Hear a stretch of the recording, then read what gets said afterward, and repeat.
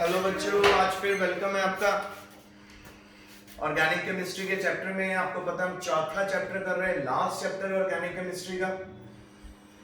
अभी चलेगा 1 वीक तक ये, मे भी ज्यादा, क्योंकि इसमें बहुत से क्वेश्चंस हैं। उसके बाद हम इनऑर्गेनिक केमिस्ट्री स्टार्ट करेंगे, पी ब्लॉक। तो हमने 4 चैप्टर रिवीजन, हेलोल्केन हेलोरीन कर लिया, एल्डिहाइड कीटोन कार्बोक्सिलिक एसिड कर दिया, फिर उसके बाद अल्कोहल फिनोल ईथर कर लिया। तो अमीन्स नाम का चैप्टर चल रहा है, जिसमें मैं रोज आपको कहीं ना कहीं नई बातें, इंपॉर्टेंट टॉपिक्स बताता हूं। आज हमारे पास 4 चीजें हैं। तो उनमें सबसे पहला हमारे पास है कि एक हमारे पास है ब्यूटेन 1 और एक हमारे पास है ब्यूटेन 1 अमाइन। सो ये हमें क्वेश्चन है कि इन दोनों में से कौन पानी में ज्यादा घुलेगा। आपको याद है +1 से मैं आपको सिखाता आ रहा हूं कि हाइड्रोजन बॉन्डिंग कौन कौन बना सकता है और हाइड्रोजन बॉन्डिंग की कंडीशन क्या है। एक तो ये एटम का साइज छोटा होना चाहिए।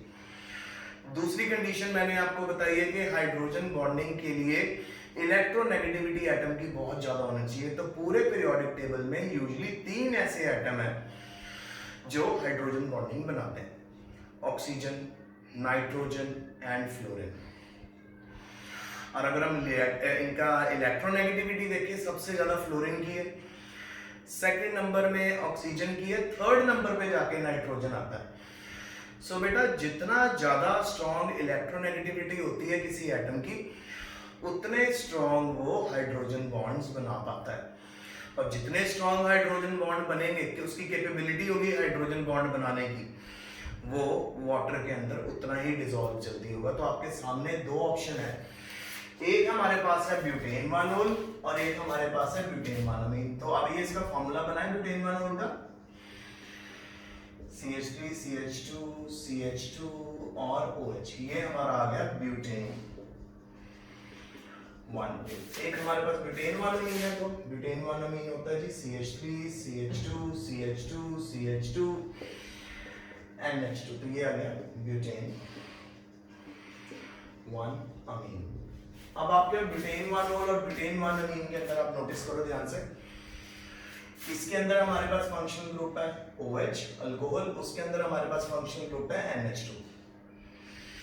ओके, OH एंड NH2 यानी अल्कोहल और अमीन। अब अल्कोहल के अंदर आपको पता है ऑक्सीजन है इलेक्ट्रोनेगेटिव एटम, नाइट्रोजन है हमारे पास अमीन में। अभी मैंने आपको बताया कि ऑक्सीजन और नाइट्रोजन में से कौन ज्यादा इलेक्ट्रोनेगेटिव होगा। आपको पता है ऑक्सीजन, क्योंकि ऑक्सीजन ज्यादा इलेक्ट्रोनेगेटिव है तो इस करके वो हाइड्रोजन बॉन्ड्स इजीली और ज्यादा बना पाएगा वाटर के साथ। सो जब भी आप ब्यूटेन 1 को पानी के अंदर डिसॉल्व करोगे, ब्यूटेन 1 अमीन को पानी के अंदर डिसॉल्व करोगे, ब्यूटेन 1 हमेशा ज्यादा डिसॉल्व होगा। ब्यूटेन 1 हमेशा ज्यादा डिसॉल्व होगा। उसके पीछे रीजन ये है क्योंकि ऑक्सीजन इज मोर इलेक्ट्रोनेगेटिव और वो ज्यादा स्ट्रॉन्ग हाइड्रोजन बॉन्ड वाटर के साथ बना सकता है। सो ब्यूटेन 1 और ब्यूटेन 1 अमीन में से कौन जल्दी डिसॉल्व होगा? ब्यूटेन 1 तो ये हमारा पहला क्वेश्चन है, ठीक है। सेकंड कहता है एनिलिन ज्यादा बेसिक है पैरा नाइट्रो एनिलिन से, ऐसा क्यों? सबसे पहले हम बनाते हैं एनिलिन का स्ट्रक्चर। आपको पता है बेंजीन के ऊपर NH2, फिर हम बनाते हैं para nitro aniline. Para nitro aniline में बेटा NH2 तो लगे रही, साथ में पैरा पोजीशन पे NO2 ग्रुप लगा हुआ है। आप सभी को पता है कि NO2 जो ग्रुप होता है वो होता है इलेक्ट्रॉन विड्रॉइंग ग्रुप, इलेक्ट्रॉन खींचने वाला ग्रुप। सबसे पहले तो एनिलीन में आप नोटिस कर लो, बेंजीन खुद इलेक्ट्रॉन विड्रॉइंग ग्रुप होता है। जो लोन पे नाइट्रोजन पे कम करेगा वो उसको लेस बेसिक बनाएगा, जो लोन पे बढ़ा देगा वो उसको मोर बेसिक बनाएगा। सो यहाँ पे हमारे पास एनिलीन के अंदर बेंजीन ग्रुप लगा हुआ है, ठीक है। तो वो इलेक्ट्रॉन खींच रहा है, तो एनिलीन बेसिकली वीक होती है, वीक बेस होती है।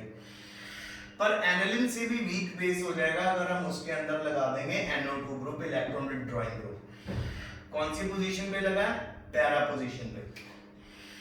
अब जो ये पैरा पोजीशन पे NO2 ग्रुप लगा, ये इलेक्ट्रॉन विड्रॉ करेगा।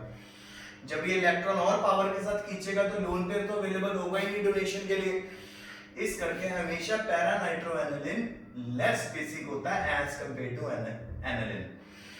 अब हमारे पास पैरा नाइट्रो एनिलिन है, अगर हम इसके अंदर नाइट्रो का नंबर बढ़ाना शुरू करते हैं, एक एनिलीन में हम लगा दें 2 नाइट्रो ग्रुप, एक एनिलीन में लगा दें हम 3 नाइट्रो ग्रुप, जैसे जैसे नाइट्रो ग्रुप का नंबर बढ़ता रहेगा इलेक्ट्रॉन विड्रॉ वो और करते रहेंगे, लोन पेयर बिल्कुल भी अवेलेबल नहीं होगा और फाइनली वो लीस्ट बेसिक हो जाएगा।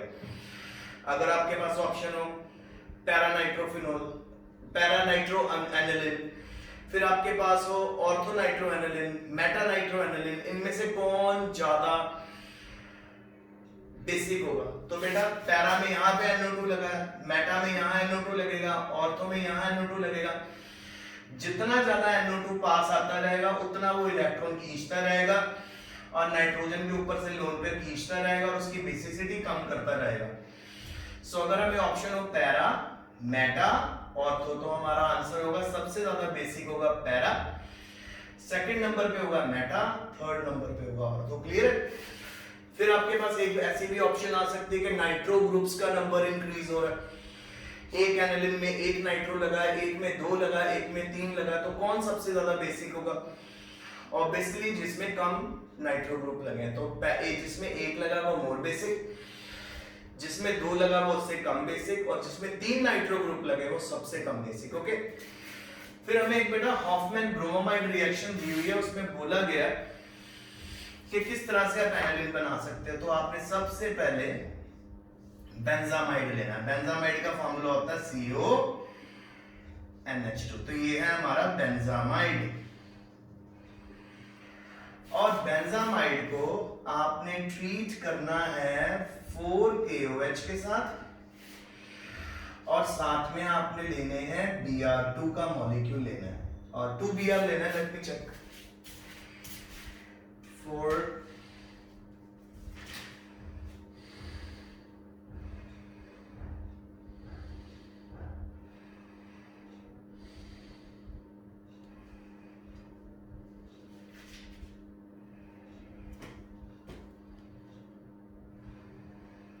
हाँ जी Br2, 4KOH के साथ हमें Br2 लेना है।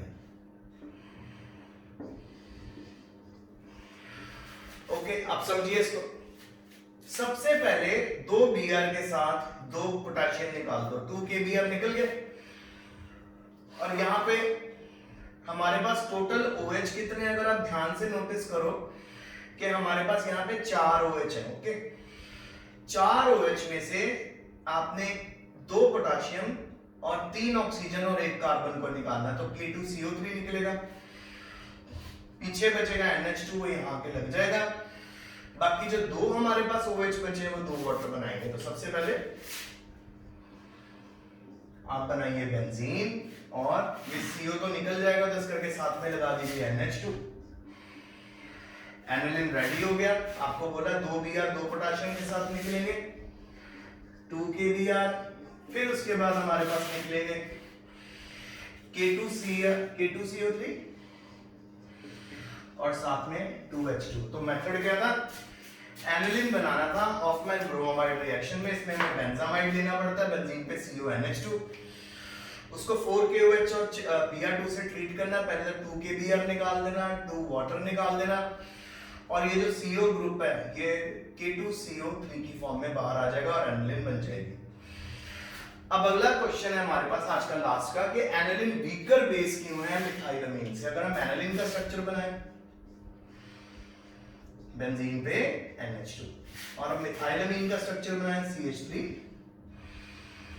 NH2। बेटा सबसे पहले मैंने आपको बताया कि बेंजीन इलेक्ट्रॉन विड्रॉइंग ग्रुप है, और मिथाइल जो है वो यानी CH3 ये इलेक्ट्रॉन रिलीजिंग ग्रुप है।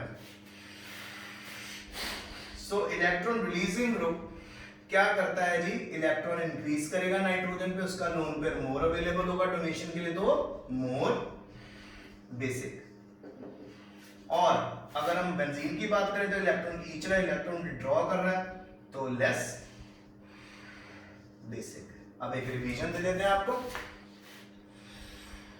पहला क्वेश्चन था ब्यूटेन 1 और ब्यूटेन 1 अमीन में से कौन डिसॉल्व होगा? सो आंसर है जी ब्यूटेन 1। क्यों? क्योंकि oxygen is more electronegative than nitrogen, इस करके वो पानी में जल्दी घुलता है। फिर उसके बाद हमारा क्वेश्चन है जी एनिलीन और पैरानाइट्रो एनिलीन में से कौन बेसिक होगा? क्योंकि जी एनिलिन पैरा नाइट्रो एनिलिन में इलेक्ट्रॉन विड्रॉइंग ग्रुप लग गया, इलेक्ट्रॉन विड्रॉइंग ग्रुप इलेक्ट्रॉन खींचता है, लोन पेयर नाइट्रोजन का लेस अवेलेबल हो पाएगा तो उसको लेस बेसिक कर देगा, तो इस करके para nitro aniline is less basic than aniline because para nitro aniline contain electron withdrawing group. फिर एनिलिन बनाया हमने हॉफमैन ब्रोमाइड रिएक्शन में, बेंजामाइड लिया 4KOH Br2, पहले 2KBr निकाल देना, K2CO3 निकाल देना, NH2 लग जाएगा। फिर एनिलिन वीकर बेस क्यों है मिथाइलमीन से? एनिलिन में जो बेंजीन लगा बेटा वो खुद इलेक्ट्रॉन विड्रॉइंग ग्रुप है, वो इलेक्ट्रॉन खींचता है जिससे लोन पेयर अवेलेबल नहीं हो सकता, लेस बेसिक। मिथाइलमीन में methyl is electron releasing group जिससे वो इलेक्ट्रॉन मोर डोनेट करता है, तो जितना इलेक्ट्रॉन कोई डोनेट कर पाए वो और उसकी बेसिसिटी बढ़ाएगा। इन चारों क्वेश्चन को अच्छे से रिवाइज कर लेना। Stay home, stay safe and study hard.